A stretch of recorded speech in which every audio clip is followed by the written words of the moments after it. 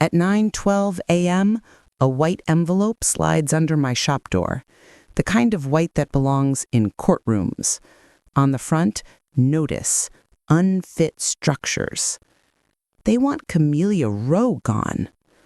I press my thumb into a jacket sleeve on my counter, Army surplus, 6 sizes too big, and the cloth presses back like it remembers me. The jacket belongs to Royce, who writes lyrics on his hands and hums old songs louder than the Gulf breeze. People say cloth remembers. I believe it, because this morning I turned 66 and a half, and I'm not moving for a model that never walked our street. They've got Horizon Harbor renderings, balconies with no laundry, parks with birds that never land. They say we're a bowl that invites water. Funny. In '98, the water stopped 9 inches below Mr. Dye's door. We measured. We kept the mark. Thursday, I'll bring cookies to City Hall and a map they forgot to print. Friday, Hurricane Lilac points a finger straight at us. Saturday, glass will fly, generators will fail, and the only thing between unfit and alive will be the people who refuse to leave. Ruthie with her serious heels, Mr. Dye with his good cap, and me with a needle that's mended more than cloth. My name's Nora Alvarez. I fix what's worth keeping. If they want this block, they'll have to take the watermarks with it. Now watch what happens when a storm hits a place that knows how to hold.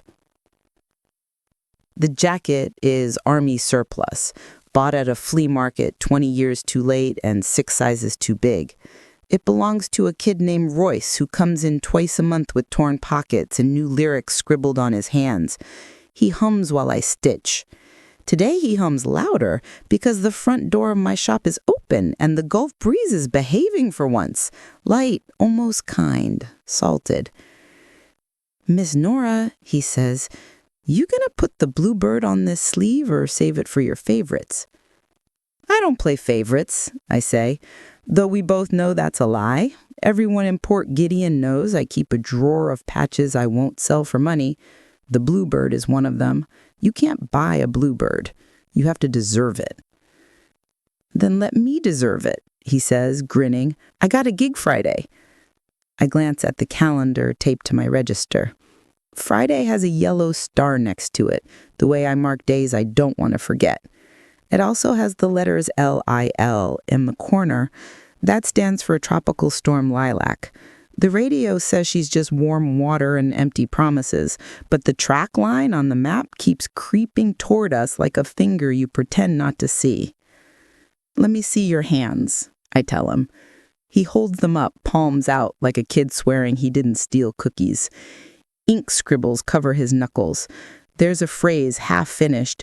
Keep what?" I ask. He looks down and laughs. "Keep the van gassed." My drummer spelled gassed with 1 S, and we got into an argument, and I wrote it down to prove I was right. I shake my head and thread my needle. "Bluebird goes on the sleeve if you promise me 2 things. Play the old songs, even if the crowd is loud, and take your gear inside if the rain comes sideways." He nods, solemn as a deacon. "Deal," he says. Then he leans his elbows on my cutting table, which still bears the burn mark from a stray iron in 1998. "Miss Nora?" "Mm-hmm. Do you really sew for astronauts like my grandma swears?" I snort. "I sewed for one spacesuit program when I was 23, and my eyes still believed the world was only things you could see. I stitched seams other people designed. If anyone lived because of my work, they never sent me a thank you note. Now, sit still. I'm about to talk this patch into staying forever." He quiets. I stitch. The door chimes and my granddaughter slips in sideways, all messy bun and oversized hoodie. Maya smells like pencil eraser and coconut because she lives half her life at her desk and the other half on a beach towel, studying like she can outread the hurricane season. "You forgot your lunch," she says, setting a paper bag on my counter. "It's too early for lunch," I say. It's never too early for a ham sandwich, which is a sentence she learned from my best friend Ruthie, who runs a salon 2 doors down and eats as if joy is something you can catch with your mouth open. Maya's 16 and precise. If a teacher says the paper is due at noon, she hits submit at 11:59 because she believes in using all the time a person offers you. She is also, in a way I don't say out loud, the reason I wake up without heaviness most mornings. She eyes Royce's sleeve. You gave him a bluebird? I gave him a bluebird. How? He stopped talking while I stitched. And he promised to play the old songs. She grins. I like the old ones. You like anything with a chorus you can sing wrong and loud. I finish my last knot and bite the thread. The bluebird looks like flight. I press my thumb into the cloth. It presses back. Royce blows me a kiss, he means platonically, and bolts with his jacket over his shoulder. Maya pulls a stool next to the register and opens her binder. Her notes are color-coded and sharp enough to cut a person who isn't careful. What's on your list? I ask. Algebra, then civics, then a call with Aunt Bev about the college tour. She avoids my eyes on the last part because we don't say the word Detroit in this shop unless we mean it. Bev is my sister. She moved north when she was 19 and like trains you could set your watch by.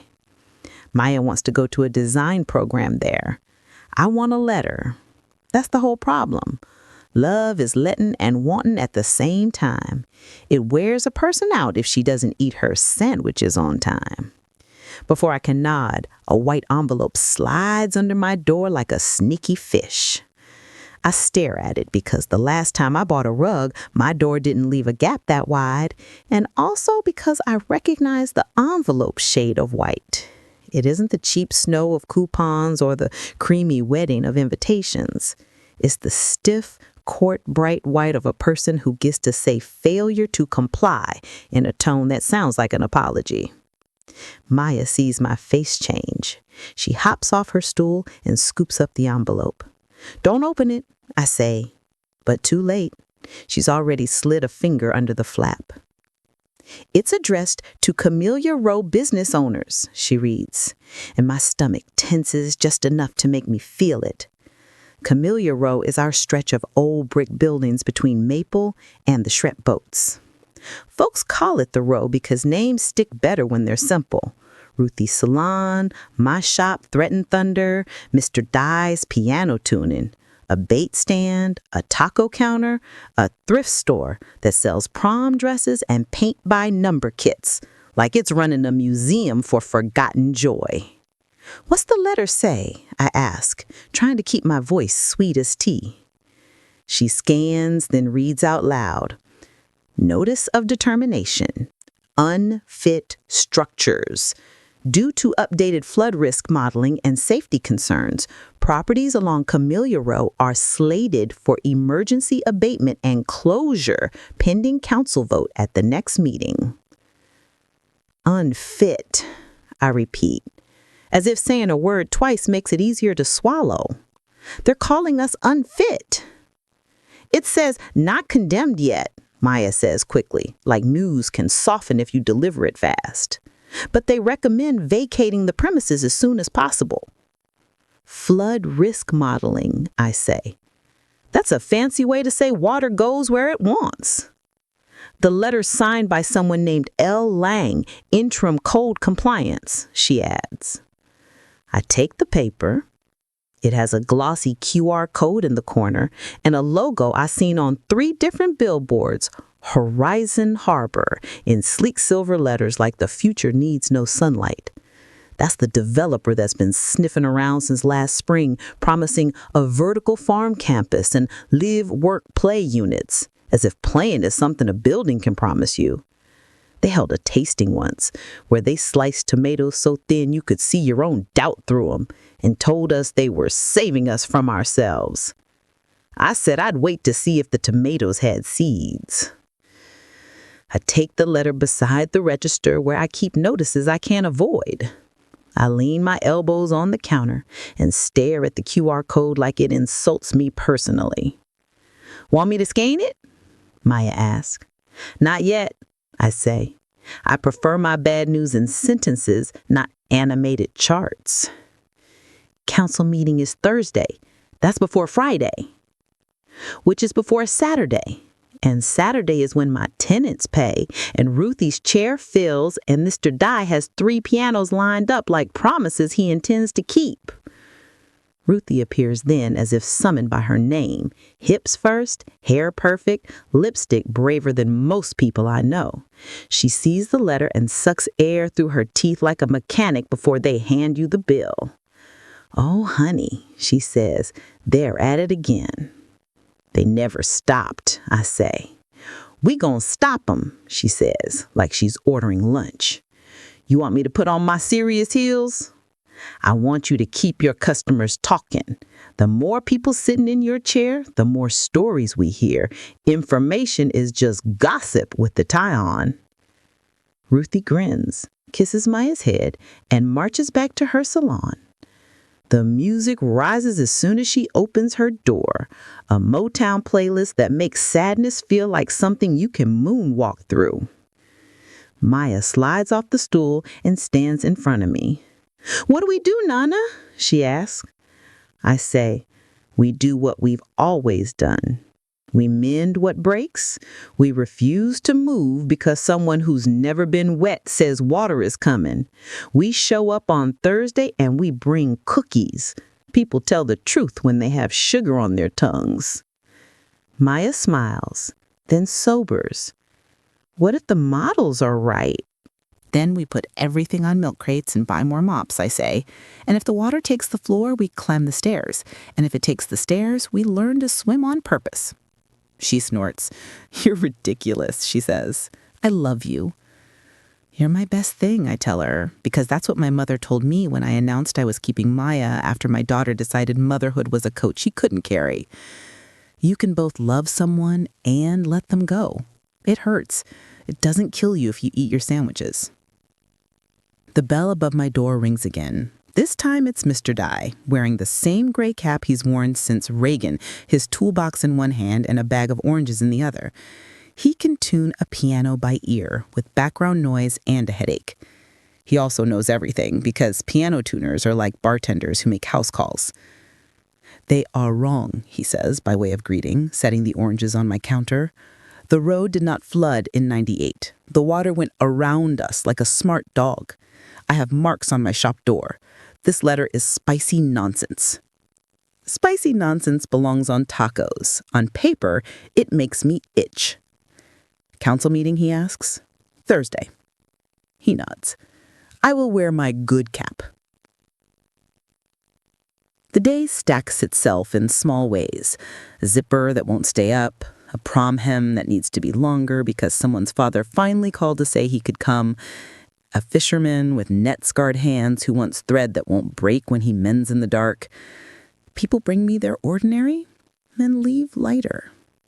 I keep a jar for cash on the counter that says, pay what you can. It's been full and empty and full again in cycles that match the tide.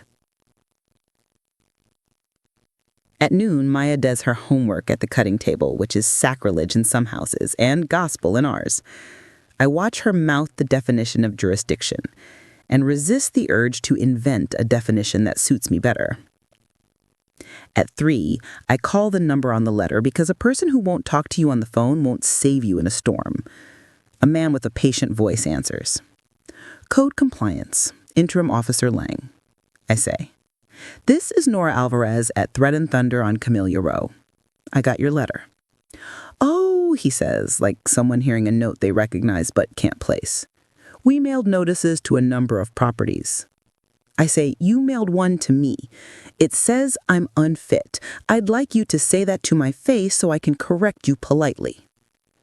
A pause. Ma'am, I don't choose the language. It's template language informed by the current risk models. We've had 3 high water events in 4 years. The city is adjusting. I adjust every time my shoes hurt. That doesn't mean I cut off my feet. He sighs, the way people sigh when the person on the other end of the line wants to talk in pictures and you only have charts. There's a public hearing Thursday at 5.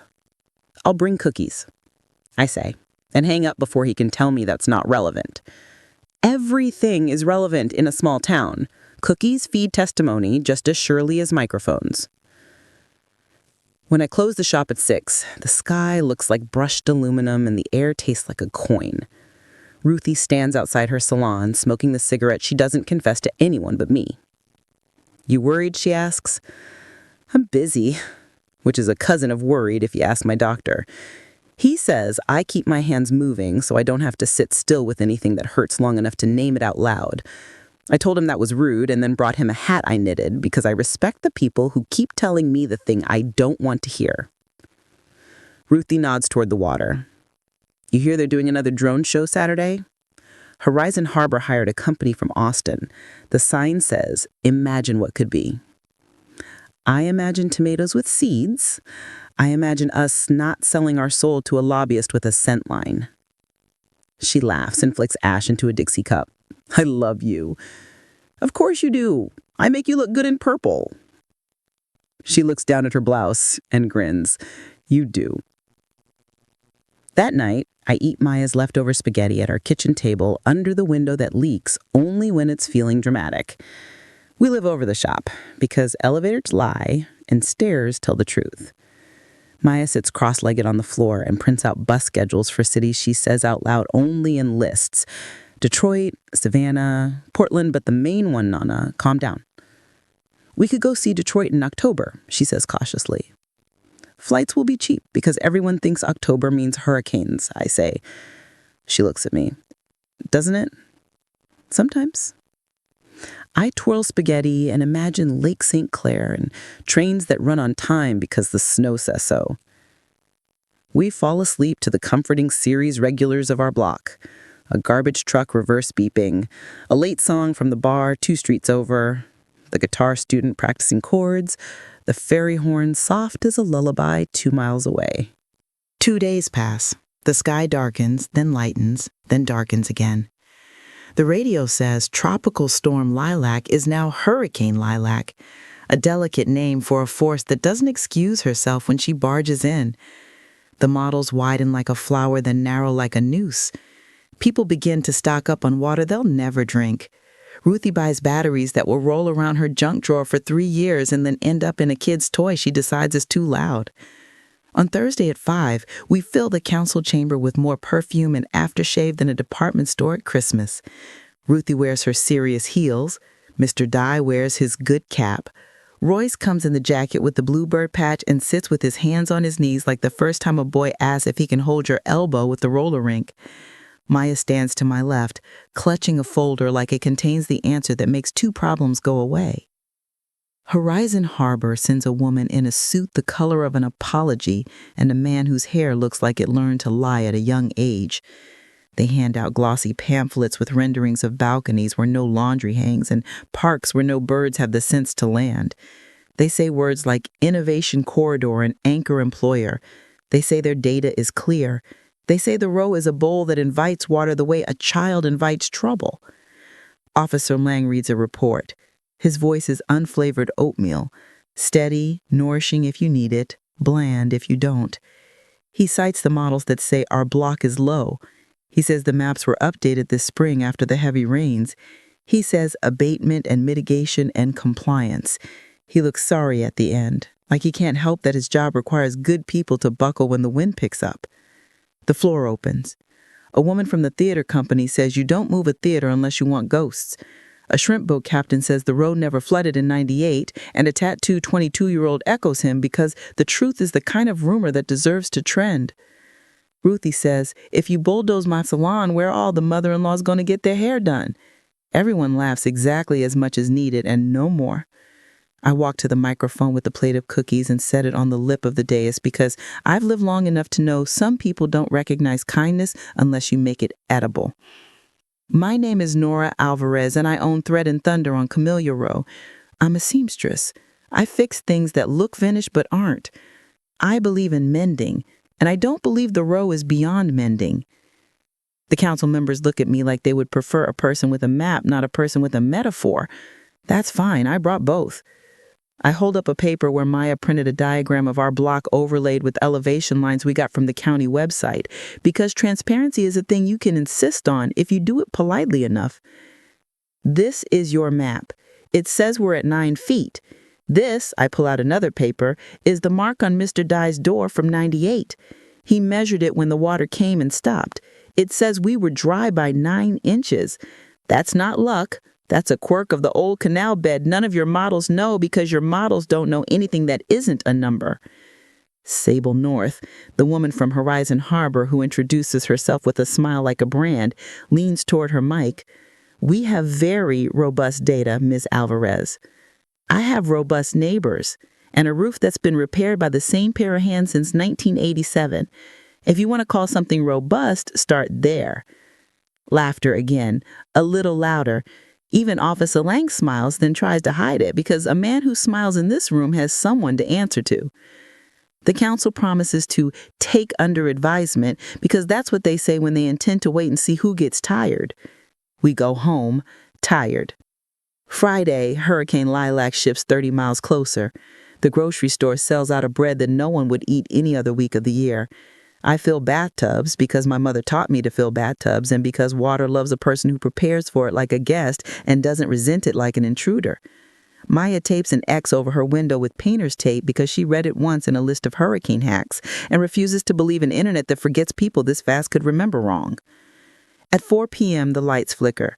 The radio stays on because it's a battery radio, and the man reading the updates used to be my student aide at the high school. He pronounces our street names right because his tongue began here, and no one paid him to change it. At 5 p.m., Ruthie texts, meet in my shop 6 p.m., bring needles, and then because she can't help it, she adds 3 lipstick emojis, a hairdryer, and a heart. We drag folding tables to her salon. People arrive with laundry baskets and tote bags carrying the kinds of things you only remember you need in emergency.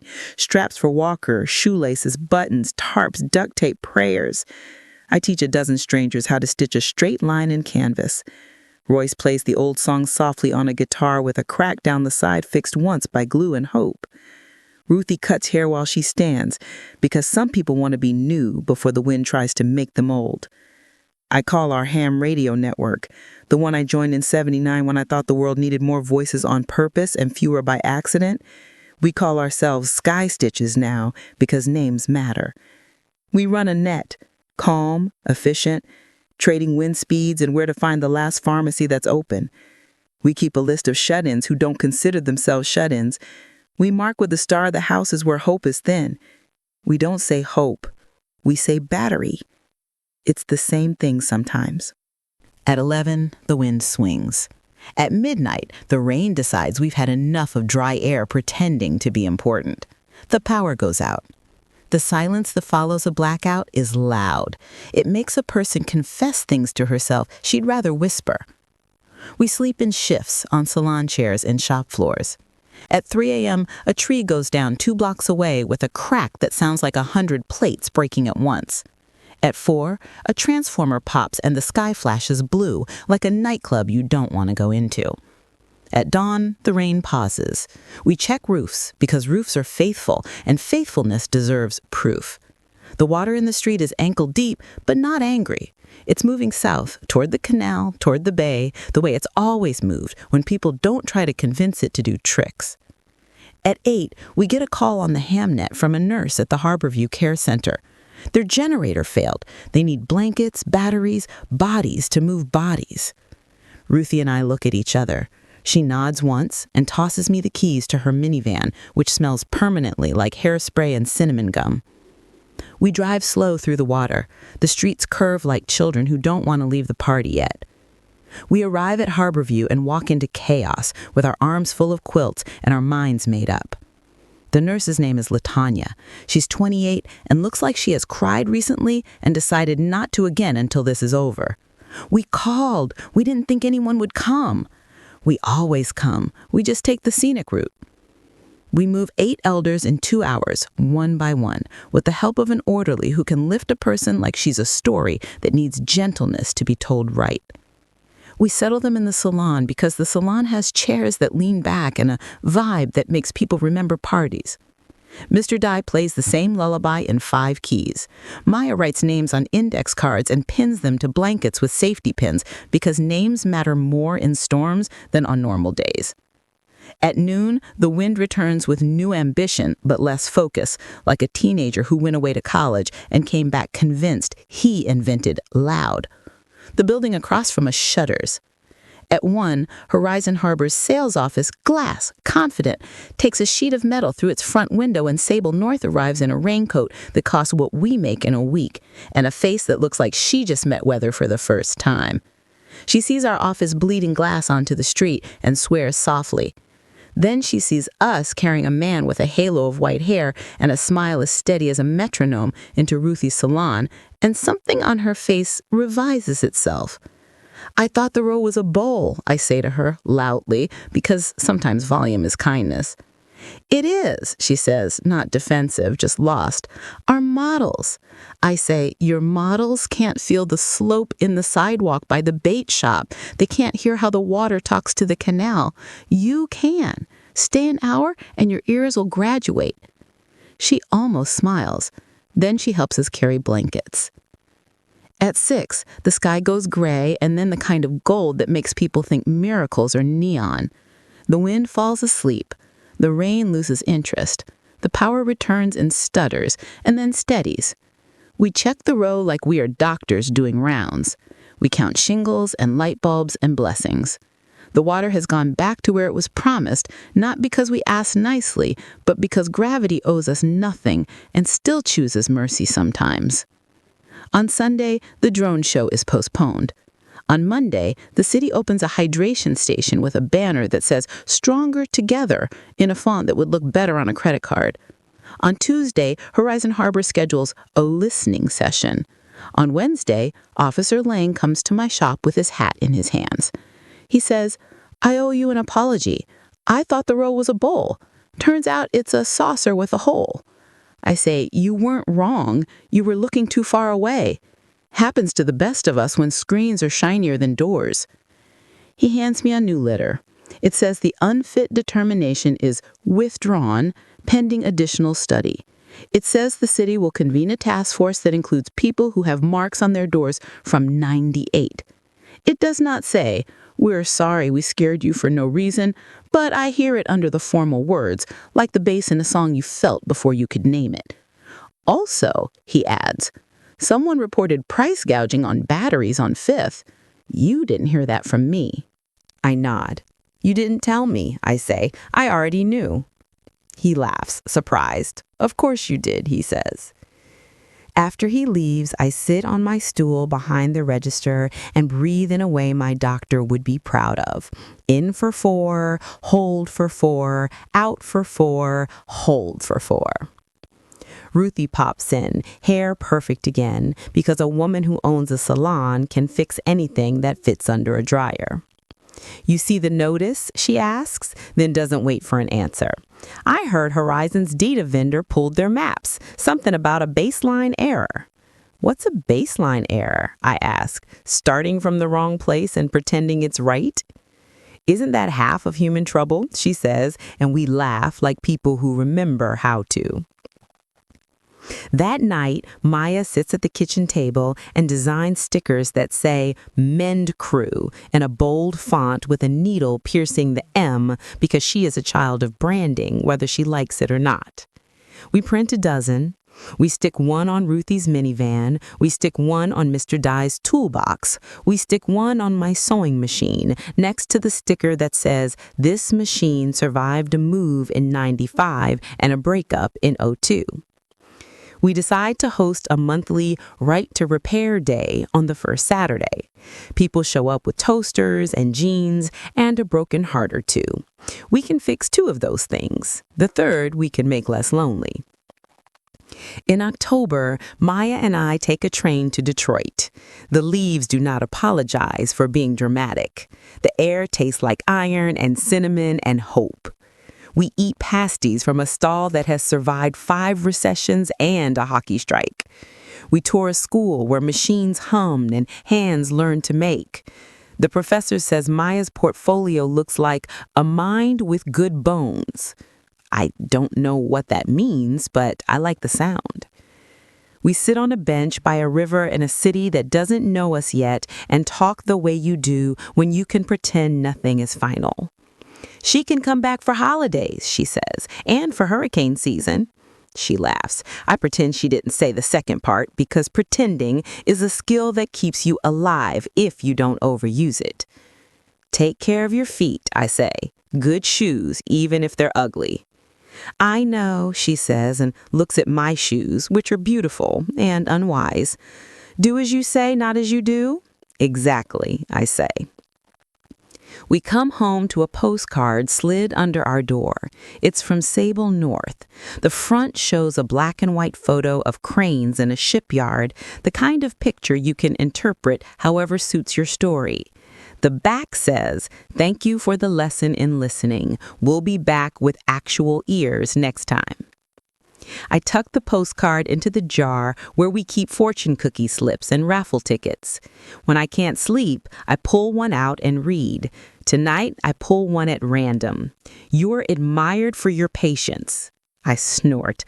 Then I pray a quick messy prayer for the person at the cookie fortune factory and the person who got my cookie whose slip said your roof should be replaced.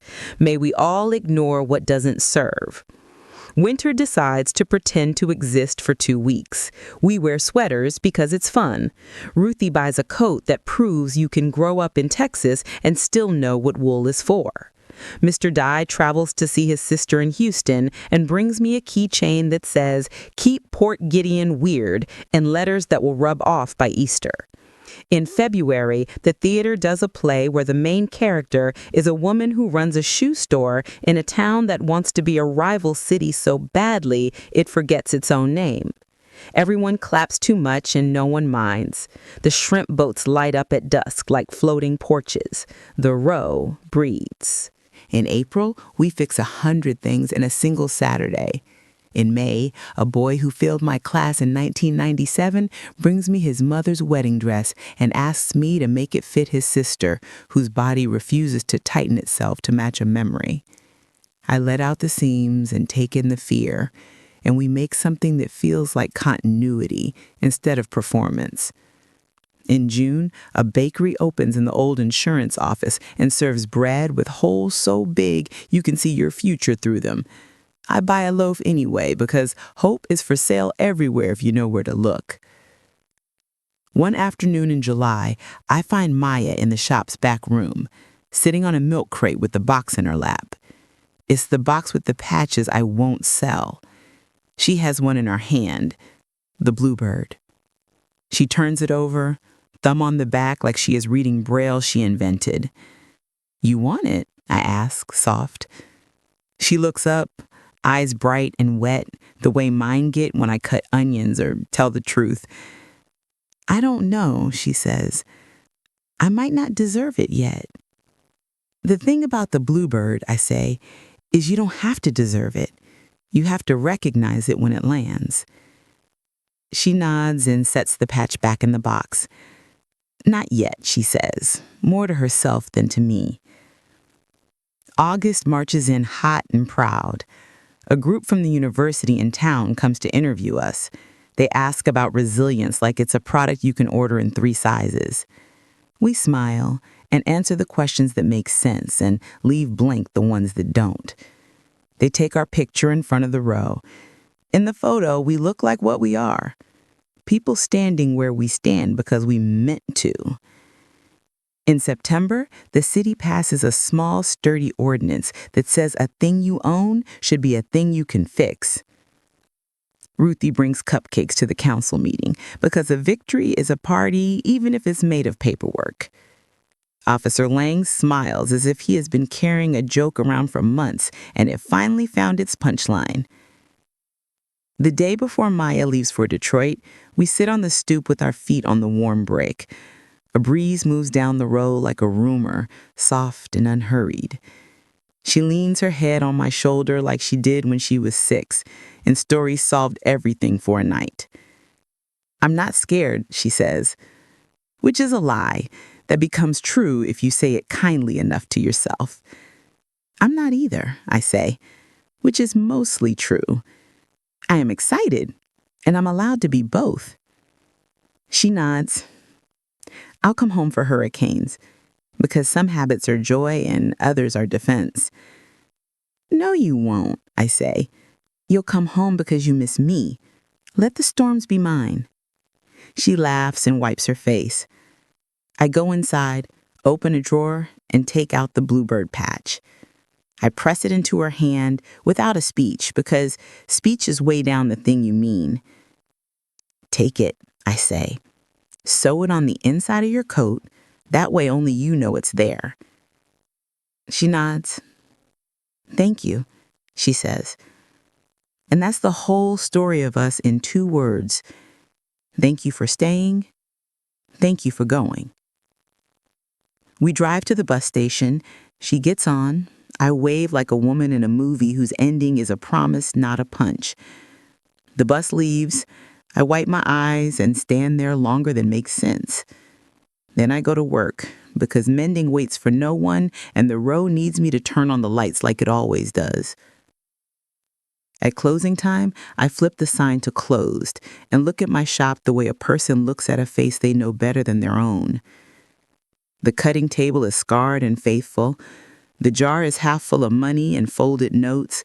Thank you, this saved me. Can you hymn joy? The door has a nick where a drunk elbow met wood in 2003. The back wall holds a pegboard with tools arranged like a museum of common sense. The air smells like coffee and machine oil and cotton and the ghost of Ruthie's hairspray, because she refuses to accept air that doesn't know her name. I lock up. I walk the row slow. The sun drops and the brick holds heat like a body that doesn't want to let go. I put my palm on Mr. Dye's door, where the watermark from 98 is a faint line you can miss if you don't love this place enough to see fine things. I put my other hand on the window of the bait shop and wave at the fish like a lunatic, because sometimes being alive means embarrassing yourself on purpose. I stop in front of the blank wall between my shop and the thrift store. For years, I've meant to paint something there, and for years I haven't, because meaning to is easier to carry than doing. Tonight, I decide to do.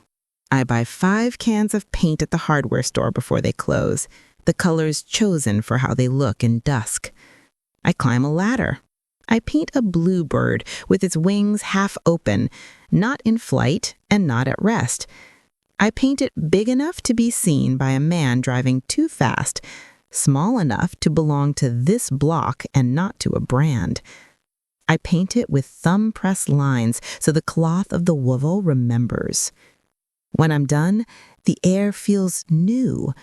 A boy on a bike stops, tips his cap, says, "Nice bird, ma'am," and rides on.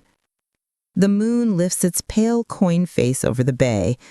I gather my brushes and step back.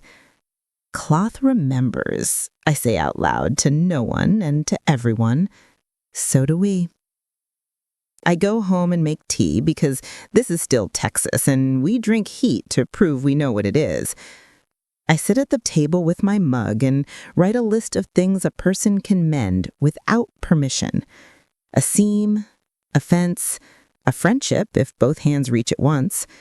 I add in small letters no one else will see. Myself, on purpose, daily. The kettle ticks as it cools. The house breathes. Somewhere in the dark, a train blows a lonely, satisfied note. I close my eyes and picture a girl in a city far away sewing a bluebird patch inside a coat where it will surprise her years from now when she reaches for her keys and feels the stitch. She will smile and not know why at first. Then she will remember. I sleep. Morning will come. The row will wake. We will open our doors. We will fix what people bring us, and sometimes what they don't know they've brought too. We will keep the watermarks and the paint fresh. We will be a saucer with a hole and a handful of stubborn hearts that refuse to call ourselves unfit because someone who never stood here said so. When the next letter slides under my door, and there will always be another letter, I will read it out loud and tape it up and invite anyone who wants to argue to come by at noon for coffee and a piece of pound cake that does not apologize for being delicious. I will put my thumb on the cloth. It will press back. I will breathe. I will stitch. I will not move. And somewhere, a bluebird will land exactly where it's supposed to.